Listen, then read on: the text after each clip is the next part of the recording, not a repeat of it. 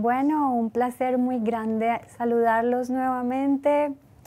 Es un placer para mí estar aquí acompañándolos en este programa Abrazando el Mundo, que une el corazón de Israel con América Latina. Un programa de mujeres inspiradoras, con unas vidas extraordinarias, con ejemplos de liderazgo, de valores, de amor por el judaísmo.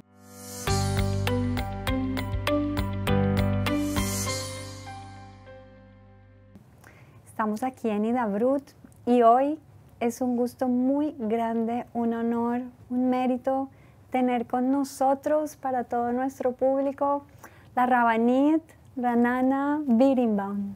Mucho gusto. Muchas gracias, Rabbanit, por estar aquí con nosotros. Gracias. Realmente un placer. Igual, así lo siento yo. Naciste en Israel. Nací en Israel de una familia de muchas generaciones. Después te voy a contar, mi abuelo era el primer rabino de policía, su hermano el primer rabino de Hospital Hadassah. Es una familia que tenía mucha influencia en la vida judía. Pero lo que es muy interesante es que mis abuelos, mi abuelo vino de Hasidei Gur y mi abuela de Mitnagdim, que en general no existe de un Hasid que se casa con una Mitnagedet. Pero la época que él vino a Israel no había mujeres Hasidot en Israel. Entonces tenían que casarse y toda la vida respetaron uno del otro, pero cada uno seguía su camino. Wow. Mi abuela fue todos los Shabbatot a Minyan Vatikin en la madrugada, regresó a casa, hizo su kiddush, y mi abuelo fue al Minyan a las 10:30, 11, como Hasidei Gur, y toda la vida era que respetaron mucho y cada uno hacía su camino. Okay. Lo que fue muy interesante es que mi abuelo, que igual que era Hasid Gur, él hacía parojot para el armario de Aron Kodesh. Okay. Y él tenía el talento de arte. Y mi mamá, que estudió en Bet Yaakov y toda la vida estaba dentro de la sociedad Haredim, ella quería muchísimo estudiar arte, pero no pudo. No pudo hablar con los padres. Para mis abuelos estudiar arte era tragedia, era algo muy difícil. Entonces ella hizo algo como Hillel HaZaken. Todos los días, cuando ella terminó el liceo, fue en la tarde a Betzalel, estaba al lado de la ventana y miraba qué están haciendo adentro. 6 meses. Como Hillel HaZaken, que no tenía plata para entrar al Bet Midrash, que estaba en la nieve, así era mi mamá. Wow. Después de 6 meses, el director, que vio todos los días una chica vestida como chica haredit, que respeta, que mira la ventana, le llamó y le pidió entrar y explicar qué está haciendo. Y ella dijo, mi alma quiere arte. Y él le preguntó, ¿estudiaste? Dijo que no. ¿Y sabes? Dijo, la verdad no sé. Nunca tuve la oportunidad. Y él le dijo algo muy lindo. Le dijo, quiero examinarte. Y si vas a mostrar que tenés talento, Betzalel te va a pagar la beca de estudio.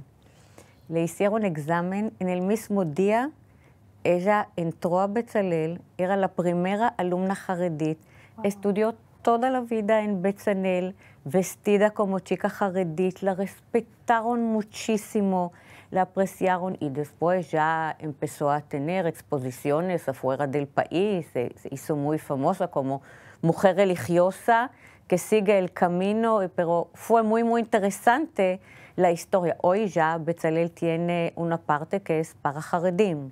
Wow, pero en esta época, sí, una historia de libro. La verdad, increíble, sí. ¿Y cómo llega esa herencia artística hasta ti? ¿Cómo es eso? La verdad, todos mis hermanos trabajan en arte y yo pienso que es alabanza a Dios, porque mi mamá era una mujer que se levantó en la mañana diciendo salmos de Teilim y pintó lo que ella sentía y lo que vio todo con ojos de una mujer religiosa que era increíble. Mi mamá falleció ahora hace poco y ella estaba mal, pero hasta el último momento dijo de memoria cuando ya tenía demencia, Alzheimer, salmos, rezo. Wow. Este no se olvidó, este le quedó, es parte de su alma, que era algo muy fuerte. Y muy lindo ver que la Torah es vida, que podés ser artista, que podés pintar, podés hacer todo y cumplir y ser fiel a la halajá. Maravilloso. Sí. Y mi papá también, él era el ayudante del primer Rav Rashi, Rav Herzog, era Javruta de Rav Harlap. Eran de los primeros en Israel. Mi papá nació dentro de la Ciudad Vieja. Wow. Cuando nosotros empezamos a entender Yiddish, mis padres hablaron entre ellos árabes. Wow. Increíble, una familia ashkenazit, que las dos de origen son ashkenazim, pero como nacieron aquí, tenían relación cercana, los vecinos eran árabes. Entonces, muy interesante. Y mi mamá nació dentro de Batei Húngarin. ¿Cómo era tu infancia? Yo como nena chiquita nací en Jerusalén, que la verdad de Jerusalén es parte de mí, que es algo muy especial. Y yo me acuerdo, tengo memoria tan lindo, la casa de mis abuelos, teníamos que revisar lavaduras y quien encontró un gusano recibió plata.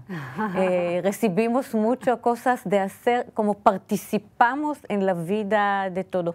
Mis abuelos vivían dentro de Shuk Machne Yehuda. Wow.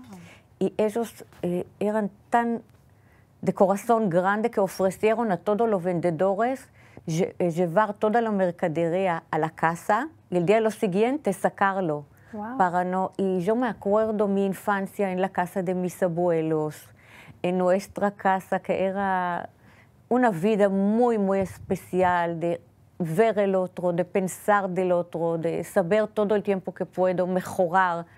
Algo muy lindo me quedó de mi infancia. Y después, cuando crecí, conocí a mi marido. Mi marido, en el primer encuentro que nos encontramos, teníamos 17 años, y él me dijo, quiero decirte algo, yo voy a regresar al país que vine como un gran rabino. Era sueño de niño. Cuando escuchas de un muchacho dice así, ni pensás que este va a ser la realidad. Pero aprendí ahora, después de 43 años de casada, que cualquier sueño, él tiene el talento de transformarlo de realidad. Wow. Él estudió como ser rabino, fue el gran rabino de Uruguay, salimos allá 5 años, después todo el tema de los judíos en la diáspora, como él vino como niño de 13 años a Israel, era para él y hasta hoy recordar a todos los hermanos afuera, no perder nadie, siempre ser atento. Yo siempre digo que nuestra patriarca Jacob, los nietos de él, Efraim y Menashe, que vinieron de lejos, que no estaban con él, que crecieron en Egipto, él enseguida abrazó y dijo, quiero que sean como mis hijos, quiero darle más atención. Los lejanos son mi parte como hijos. Y allí me siento un poco el camino de mi marido, como él ve cada judío afuera como Efraim y Menashe, que hay que abrazarlo y llevarlo dentro de la familia. Y pienso que es un poco el mensaje de nuestra casa. Tenemos una casa muy abierta, no hay Shabbat sin invitados de todo el mundo, judíos lejanos, judíos cercanos, judíos que están en etapa de la vida que quieren averiguar. Algo muy fuerte que se quedó en la casa. ¿Cuántos países ya visitaste junto con el rabino Birnbaum? Pienso que 30 seguro, que alrededor de 30, sí. Y me encanta porque cada comunidad o cada judío tienen cultura diferente, lengua judía diferente, idioma, acercan en otra manera. Es tan importante y tan sensible encontrar el idioma de cada comunidad. Me encanta. No se puede comparar la comunidad de Italia, que mi marido era el gran rabino allá en Torino, el norte de Italia, que son muy intelectuales y no hablamos mucho de Akadosh Baruj Hu, pero de países latinoamericanos que son tan cálidos y se puede hablar todo abierto. Pero yo dirijo hoy en día institutos para conversión. Wow, ya vamos a hablar de eso. Sí, es un tema súper importante. Perfecto, no, entonces... Yo quería preguntarte, Rabanit, si tienes alguna historia que recuerdes de todos esos viajes donde han ido en búsqueda de esos hermanos que te haya marcado. ¿Alguna anécdota que tú digas, esto lo recuerdo siempre? ¿Alguna anécdota que sí, me acuerdo? En Italia, muy pocas mujeres van al mikve. Son gente que también cuando invitan amigos no invitan a casa.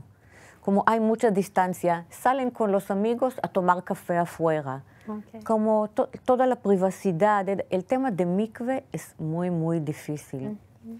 Y yo estudié con una mujer largo tiempo y ella decidió empezar a ir al mikve. El mikve en Torino no se puede calentar el agua, no tiene calentador. Wow.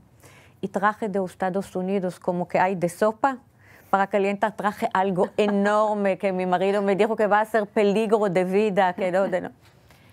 Y decidió venir, era día de frío. Invierno. Invierno, y enseguida perdimos la luz. No. Y la agua era hielo. Y yo le dije, mira, Alisa, tal vez mejor que salgas, esperemos y después vas a volver. Ella me dijo, no salgo del agua. Y le digo, Alisa, es frío. ¿Y cómo de no? Y me dijo, la Rabanit, tomé decisión, debe ser ahora. Y si no lo hago ahora, voy a empezar otra vez a analizar y todo. Ayúdame ahora de esta dificultad, sin luz, sin calentar, sin de no. Entró. Wow. Cuando ella entró, para mí era el momento... Me sentí que Akadosh Baruch Hu está con nosotros. Pude tocar la Kedusha. Wow. Y ella lloraba. Era imposible sacarla del agua. Estaba enferma 3 semanas después con pulmonía. Wow. Y yo me sentí mal. Vine a visitarla y pedí perdón. Y me dijo, no, no. Era excelente, tenía que hacer, purificar. Akadosh Baruch Hu me lo mandó. Es un proceso, estoy en casa, estoy pensando, me siento parte del pueblo. Era tan fuerte, que este momento que entramos al mikve en día de frío, sin luz, para mí es... y hoy en día es mi hermana. Ya hay momentos íntimos en la vida que pasamos uno con el otro, que ya...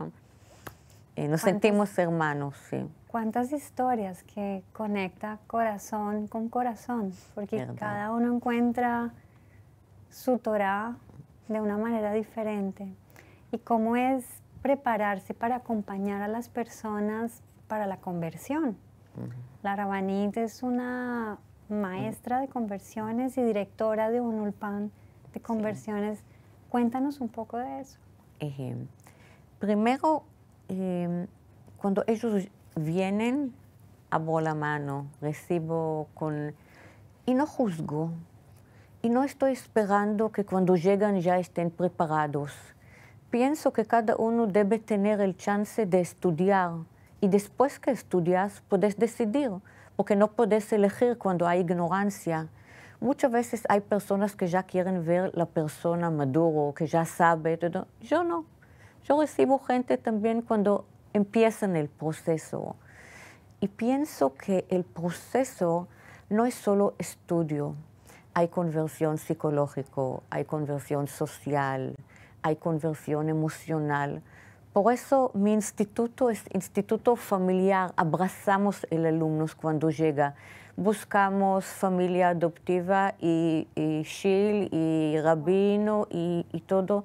Y pienso que primero de todo hay que conocer, hay que entender. Antes que tomar decisión, yo la verdad estudié muchísimo y no, mi maestría es pensamiento judío, pero cuando recibí mis alumnos empecé a estudiar un poco de catolicismo, de cristianismo, para entender qué está pasando en la cabeza, de qué tengo que trabajar, qué tengo que borrar, qué tengo que llevar. Era muy importante para mí entender cuando ellos reaccionan y dicen algo, qué significa. Claro. Y tenemos, la verdad, instituto. Puedo contarte historia que es sin fin. Solo ahora, en la guerra, tenía una conferencia con los alumnos y ellos me dijeron que están tan contentos que están en Israel durante de la guerra. Porque siempre cuando hablaron de la historia judía, de la tragedia, de los pogromos, sentían afuera. Y ahora a Kadosh Baruj Hu le ayuda a sentir parte. Nunca pensé que guerra va a acercar tanto a la gente y va a hacer sentir parte del pueblo. Pero lo que quiere persona que hace conversión, sentir parte de la familia de todo, de la historia, de cumplir, de vivir, de la familia y de todo. Y la verdad, yo escribí mi maestría sobre un rabino que se llama Reb Tzadok HaKohen Milublin. Él vivía en Polonia el siglo XIX. Él escribió mucho sobre los conversos y no conoció ni un converso. Polonia, siglo XIX, no había conversos. Pero él dijo, para mí me cambió la vida, que pueblo Israel no se puede vivir sin conversos. Porque vivimos en una burbuja cerrada. El converso abre la perspectiva y hace la conexión entre todo el universo y el pueblo Israel. Y no es de casualidad que Rabbi Akiva, hijo de converso, él es el líder de la Torah oral, porque la Torah oral necesita entender la realidad, lo que está pasando, conocer el mundo, tener perspectiva amplia. Y yo me siento todos los días que pueblo Israel no se puede vivir sin converso. Wow. Cada uno que entra trae algo nuevo al pueblo Israel. Y ahora, en la guerra, lástima que no sabemos aprovechar los guerrim. ¿Por qué? Porque cada alumno mío cuenta a la familia, a los vecinos, a los amigos, de todo, un poquito la perspectiva de nosotros como judíos. Baja el nivel del antisemitismo. Un gran Kiddush Hashem. Kiddush Hashem verdadero. Yo digo todo el tiempo, lástima que no mandamos los guerrim, cada uno a su lugar para hacer propaganda judía, porque la verdad tienen la fuerza de hacer. ¿De dónde reciben personas? ¿De qué países? ¿De qué orígenes? ¿De dónde? Es muy interesante porque tengo de todo. Estoy pensando un poco de este año ahora. Tengo hijos de padres judíos, hijos de abuelos judíos. Tengo Gerei Tzedek verdaderos que pasaron el mundo evangélico, que hicieron una búsqueda muy, muy larga hasta que llegaron, hasta que entendieron. Tengo dos curas que vieron todo el tiempo que estudian. Católicos. Pero a través de los estudios teológicos llegaron al mundo judío, que es el único. Wow. Tengo parejas de judíos que de repente necesitaban hacerlo. No hay un modelo y tampoco tengo un modelo de quién prefiero. Tengo en este año 5 chicos que estudiaron en colegio judío, colegios que no hay bastante alumnos judíos, que hay también alumnos que no son judíos, y le gustaron. Wow. Y de repente, después de 15 años, decidieron hacer conversión. ¿Quién podía pensar que será el camino? Lo que será positivo, estudiar judíos y no judíos, que al final van y son muy, muy serios. Y tengo vecinos de judíos, tengo gente que recibieron tratamiento y vieron acá. Wow. De todo. De todo. Hay un fenómeno en América Latina, o es un parecer que a veces escucho, de un gran número de personas buscando el judaísmo en América Latina, países como Colombia, México, El Salvador, cada vez crece y crece y crece más. ¿Cómo ves eso? Primero yo pienso que es algo increíble. Estoy viajando mucho a dar conferencias en estas comunidades. Tiene nivel de cumplir increíble, mucho más de los judíos auténticos tradicional. A veces me siento que es difícil para la comunidad tradicional de recibirlo porque ellos cumplen, se vistan como, hacen todo, tienen mikve, tienen shchita, tienen edeno. Y yo pienso que es una búsqueda verdadera. Hoy el mundo moderno, después la emancipación, que pensamos que el mundo ya no va a necesitar religión, que religión es algo viejo. Regresamos todo, buscamos algo para el alma. No es suficiente la ciencia, el mundo académico y de todo. Al final queremos llenar de algo verdadero que es más grande, que no podemos darle justo explicación como la ciencia. Y pienso que hay hoy en el mundo moderno mucha soledad y mucha búsqueda. Total. Y trae la gente al mundo religioso, y ni que hablar judaísmo, que tiene mucha respuesta. Yo estuve la semana pasada con una psiquiatra que me dijo que la cantidad de Ciferlax y de Prozac que toman hoy gente en Estados Unidos, la depresión es la enfermedad más grave que existe en el mundo moderno. Wow. El mundo judío vivimos en comunidad. No dejamos a nadie solo. Reunimos todos los días, nos reunimos, sabemos si alguien falta, enseguida nos preocupamos, le ayudamos de todo. Y esta es justo la respuesta de lo que falta en el mundo moderno. Y yo pienso que la búsqueda y la cercanía del judaísmo, no sé si va a durar muchos años. Yo pienso que ahora hay proceso que es más grande de nosotros. Lamentablemente, estas comunidades con el tiempo empiezan a bajar, porque es muy exigente, no cada uno puede hacerlo. Pienso que el Estado de Israel todavía no sabe cómo aceptarlo, no le hacen la vida fácil cuando quieren venir y hacer el proceso. Es difícil. Muy difícil. ¿Cómo es el diálogo entre toda esta convicción y causa de vida que tienen ustedes en relación con los conversos y aquellas comunidades en donde simplemente no son permitidos? No permiten hacer una aliyá en la Torá, o no dejan entrar a las personas que tienen alguna familia convertida. ¿Cómo es ese diálogo, esa dinámica? ¿Cómo lo ven ustedes? Primero, para mí lo más importante es la halajá. No hago nada que la halajá no permite y ellos saben. También si está en el proceso o si le interesa y todo, saben que el diálogo todavía no es aceptar completo. Hay proceso que hay que hacer y hay que terminarlo y todo. Pero yo pienso que con nosotros hay algo muy lindo que se puede preguntar. Y pienso que este es el mundo judío, preguntar todo el tiempo. Porque mi relación con Akadosh Baruj Hu no es vertical de arriba para abajo, es horizontal. Yo también diálogo todo el tiempo. Yo también tengo preguntas que no tengo respuestas. Yo también todos los días tengo un mejor día más difícil, día con felicidad, día con dificultad. Y pienso que este poder de abrirse, de hablar, de estudiar, de todo, ayuda mucho a la gente también a tomar decisiones que no son fáciles. Son decisiones muy, muy difíciles, la verdad. Pero yo tengo ahora muchísimas familias que los hijos ya están en el ejército judío en Israel. Wow. Muchas familias que terminaron hace 10, 15 años, ahora los hijos están en la tzavá.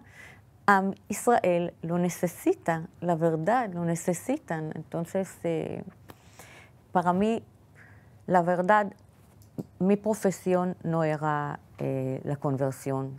Cuando fui la rabanit afuera, enseñé mucho pensamientos judíos, literatura, trabajé en la universidad en Uruguay.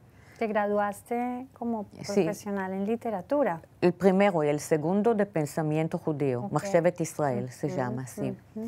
Pero yo vi que las comunidades tienen mucho miedo cuando alguien quiere hacer una conversión y se acerca. ¿Por qué? Yo pienso que es mentalidad de la diáspora. Tienen amenaza de cualquier persona que llega de afuera, como lamentablemente en Israel ya aflojamos, abrimos. Pienso que es muy, muy mentalidad de la diáspora. ¿Y qué va a pasar? ¿Y qué quieren? ¿Y de dónde vinieron? ¿Y por qué? No es mi manera de ver el proceso. En mi casa, en Uruguay, tenía 4 chicas que hoy cada una tiene casa. Ojalá que cualquiera en Israel tenga casa así. Pero la comunidad no sabía cómo manejar. Entonces, cuando regresamos a Israel, dije a mi marido, no puedo hacer nada, solo abrir instituto para conversión. Wow. Así nace el instituto. Sí, sí, porque abrí el primero hace 25 años. Wow. Y porque me sentí que es nuevo, todavía no saben cómo hacerlo, cómo no tienen miedo.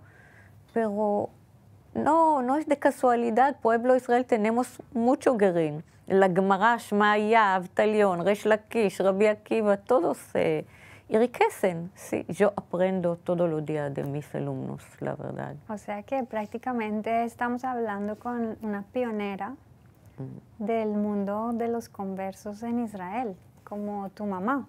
Sí. La primera también que se verdad. atrevió a dar ese paso, a hablarlo, a enfrentarlo. Verdad. ¿Cuántas personas ya educaste? Nosotros tenemos más o menos al año como 150 personas. Wow. Y tenemos ya 25 años, ni que hablar, que a 1500 seguro que ya llegamos, sí. Y crecemos todo el tiempo. Y lo que es lindo, que hijos de padre judío, de abuelo, empiezan a traer los sobrinos, empiezan. Te voy a contar un cuento que me quedé. Hace como 10 años tenía una chica que vino de Tucumán, de Argentina. El papá era judío, la mamá no. Él estuvo en Auschwitz y cuando salió decidió que él no quiere ser judío. Wow. El rabino de Chabad allá conoció a las chicas, tenía 3 hijas y empezó a acercarse.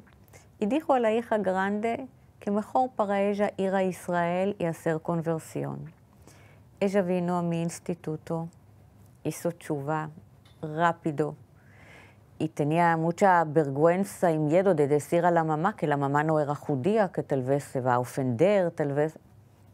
No. Ella trajo la hermana y la hermana trajo la otra. Eran 3 hermanas. Un día me llama el papá y me dice, la rabanit, ¿puedo venir para un mes? Quiero estudiar también. Dije, sí. El papá.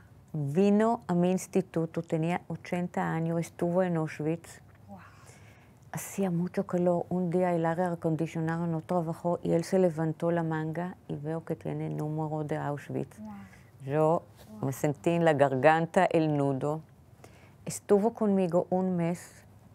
Perdió el español. Habló conmigo solo yiddish. Y me dijo, si mis abuelos, mis padres hubieran sido que mis hijas hacen la conversión. Hoy es judío Shomer Shabbat, vino a Israel y vive en Jerusalén. A veces a través de los hijos también los padres, las parejas, influye a todo el entorno, influye a todo. Claro, a todo el entorno de la persona. Increíble. Claro. También eres, además de una educadora de personas en proceso de conversión, una educadora de esposas de rabino, Sí. rabaniot. Sí. ¿Cómo es eso? ¿Para dónde las educas? ¿Para qué? ¿Cuál es ese rol de liderazgo tan importante? Sí. Nosotros tenemos un instituto que se llama Amiel, que allá vienen gente que quieren salir a trabajar en la diáspora. Vienen rabinos, vienen profesores, la gente no hacen el título en nuestro instituto, tienen que venir ya con el título y tienen que venir con otro idioma. Tenemos el instituto gente que habla en Rusia, Ucrania, alemán, italiano, inglés, francés, de todo. Y durante 2 años, una vez a la semana en la tarde, ellos estudian toda la práctica en la vida real. Por ejemplo, deben saber hacer coaching, guishur, intermedio, asesorar a pareja, como hablar también. Es muy importante que tengan la carisma, el poder verbal y todo. Todos los herramientas prácticos ellos estudian con nosotros.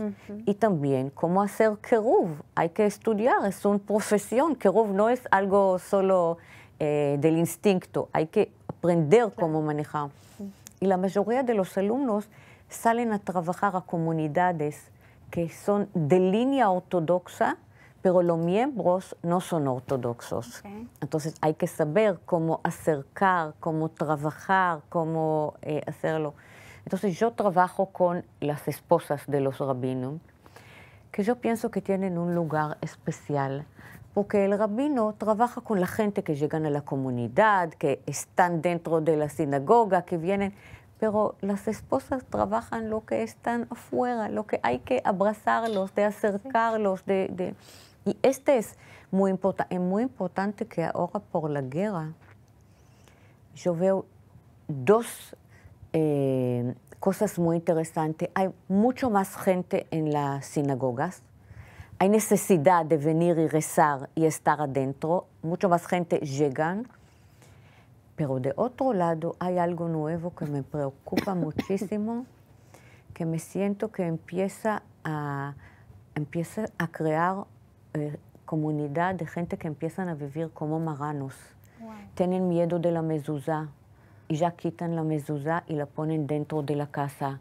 Tienen miedo de la barba y empiezan a bajar. ¿En qué países has visto eso? Inglaterra, muchísimo. Wow. Hoy en día el nivel del antisemitismo en Inglaterra es lo más alto, pero lo veo en Nueva Zelanda, lo veo en Inglaterra, lo veo en Alemania. Es increíble.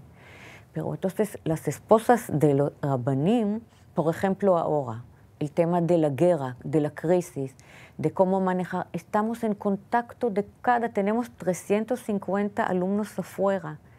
Y cada pareja tiene contacto con nosotros, le guiamos, le ayudamos, cómo manejar, de qué hablar, de qué no hablar, qué es importante, wow. Qué no. La verdad, me encanta el trabajo.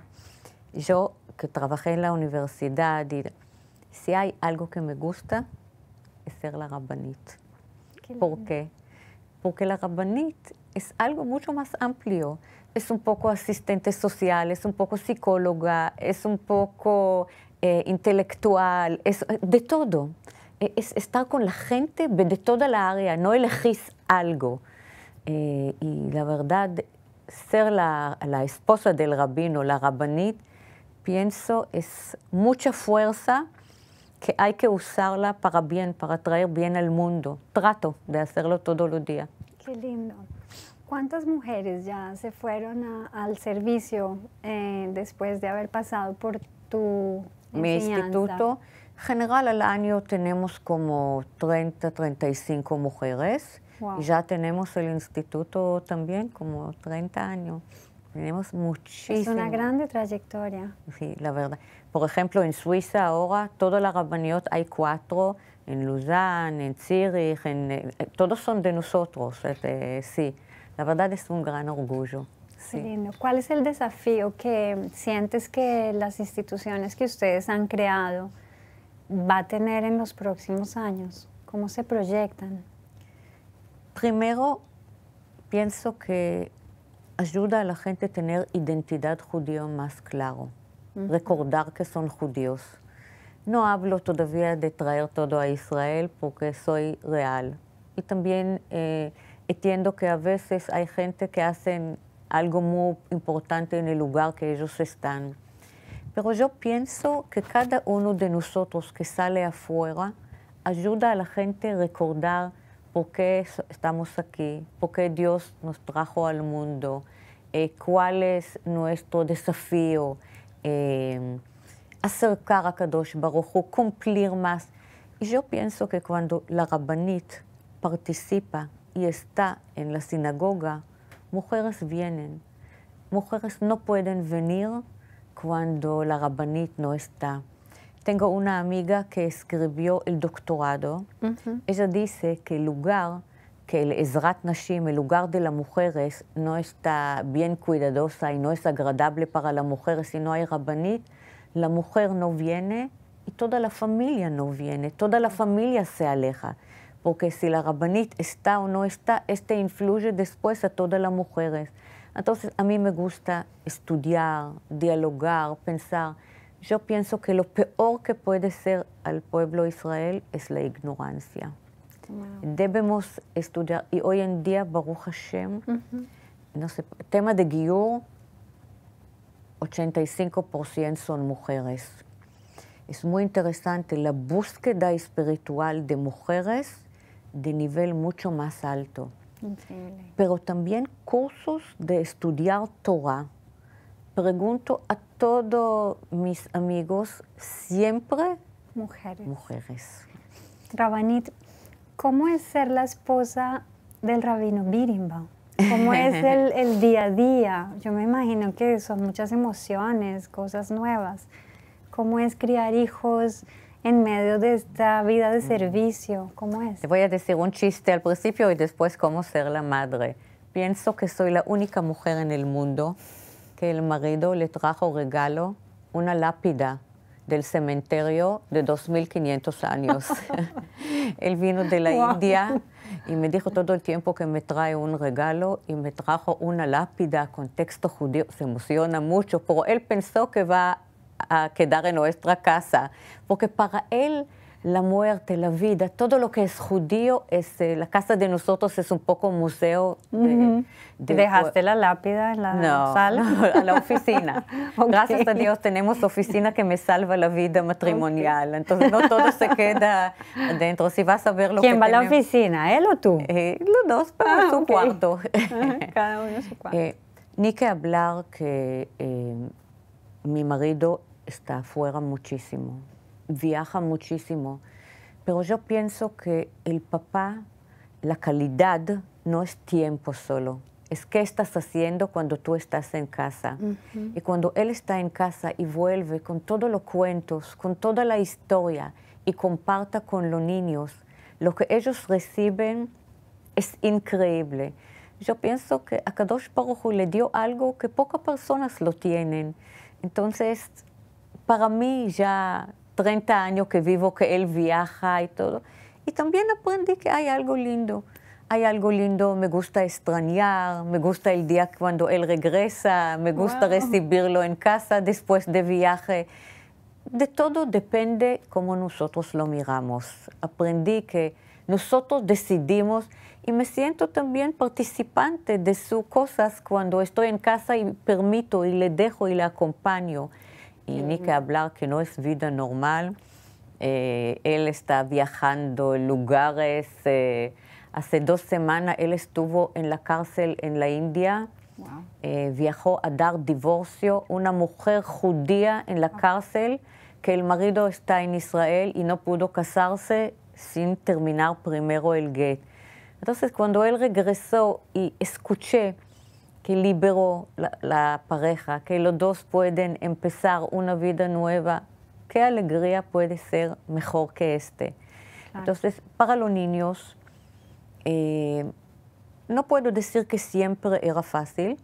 Chiquitas aceptaron más, edad adolescente era exigente, pero hoy en día ya todos están en otro lugar, todos aprecian, mis nietos viajan mucho con el abuelo, conocen cuando falta un hazán o falta alguien, enseguida trae a los nietos.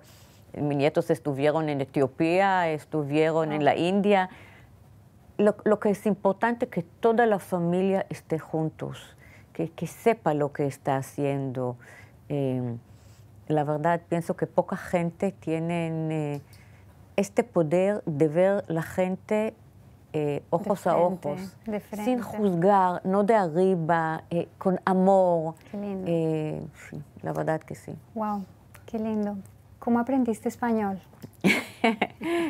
Tengo vergüenza de decirte porque nunca tomé clase de español, ni uno. Hablas perfecto. Mi suegra no sabía hablar hebreo. Mi marido es uruguayo. Tu suegra uruguaya. Mi marido nació en Uruguay. Él hizo aliyah solo cuando tuvo 13 años. Solito. Sus Solito. papás quedaron allá. Sí. Ajá. Vinieron después, cerca de nuestro casamiento. Y primer año de casamiento, mi suegro ya falleció. Ella vino mucho a nuestra casa y habló con mi marido solo español. Y yo sufrí, me sentí todo el tiempo que hablan sobre mí. Claro. Después de un año dije, tengo dos opciones, o cojar y llorar o estudiar. Y empecé a escuchar música. La verdad, hice todo lo que puedo para aprender el idioma.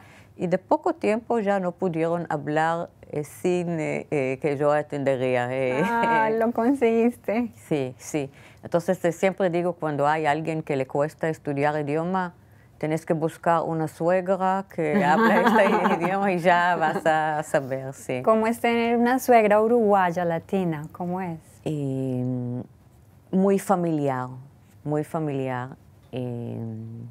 Ni que hablar que cuando ella vino a Israel era inmigrante y se cambió todo el estatus de la familia. Nosotros transformamos el grande que ayudan a los padres.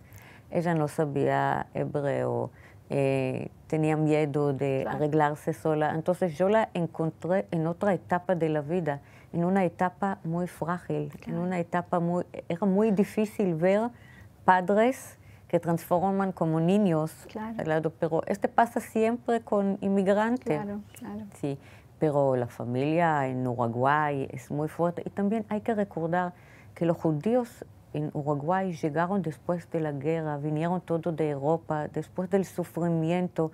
Para ellos tener hijos... ¿El origen de ellos es cuál? Del papá de mi marido, Hungría, y de la mamá, Rumania. Okay. El papá de mi marido perdió 9 hermanos en la Segunda Guerra Mundial. Wow.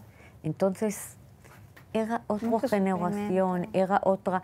Por eso también pienso que mi marido se siente que él debe participar, ayudar al pueblo, agrandar, reforzar, ir al ejército. Él también hizo tzavá, era oficial de 6 tanques. Wow. Sí, participó en la guerra de Líbano, tiene historia muy, muy fuerte.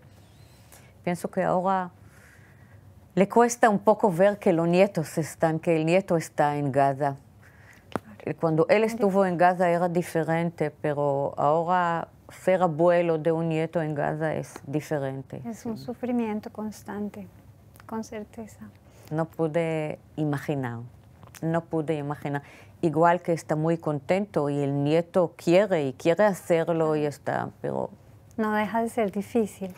Muy difícil. Bueno, pues a mí me encantaría que pudieras dar tu mensaje para todas esas personas que nos están viendo a través del programa. ¿Qué mensaje darías, Rabbanit? Yo pienso que el lugar del pueblo Israel en el mundo es traer paz al mundo y mostrar la existencia de Dios. Cuando vemos la existencia de Dios, somos mejores personas. Yo pienso que si alguien entiende el significado de ser judío, porque somos pueblo elegido no por ser superior, por la responsabilidad, lo que debemos mostrar y hacer y preocuparse por cualquiera que existe en el mundo. Esta es mi ideología como judía, es exigente y pienso que toda esta gente, si entienden la responsabilidad de ser judío y qué exigencia y qué camino largo necesita hacer hasta que van a lograr, lo aceptamos aquí con 2 manos abiertas, con amor, y Bezrat Hashem, pueblo Israel va a ganar. Necesitamos muchos judíos con corazón judío fuerte y que entienden lo que significa ser judío. Qué lindo, espectacular. Gracias por hablar español. Gracias. Gracias por estar aquí en este espacio nuevo de Hidabrut. Gracias por tu humanidad, por tu historia maravillosa, por tu ejemplo, por tu liderazgo como mujer judía. Y a ustedes muchas gracias por acompañarnos. Ha sido un gusto y nos vemos en el siguiente capítulo de Abrazando el Mundo.